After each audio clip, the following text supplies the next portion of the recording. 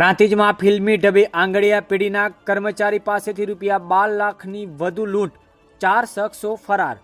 સાબરકાંઠા જિલ્લાના પ્રાંતિજ ખાતે PM enterprise આંગળીયા પેઢીના કર્મચારી પાસેથી અંદાજે 12 લાખની વધુ રોકડ રકમની ફિલ્મી ઢબે લૂંટ ચલાવવામાં આવી હોવાની ઘટના સામે આવી છે।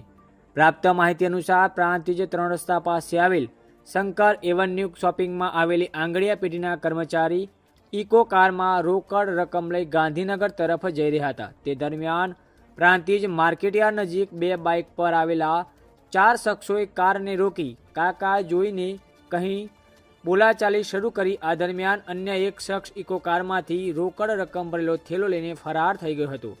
આંગળીયા પેઢીના કર્મચારીઓ આરોપીનો પીછો કરવાનો પ્રયાસ કર્યો હતો, પરંતુ ચારેય શખ્સો ફરાર થઈ ગયા હતા।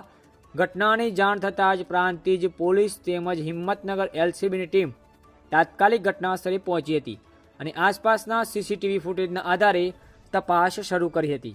પ્રાથમિક માહિતી મુજબ લૂંટાયેલી રકમ 12 લાખથી વધુ હોવાનું અનુમાન વ્યક્ત કરવામાં આવી રહ્યું છે। અહેવાલ અલ્પેશ નાયક।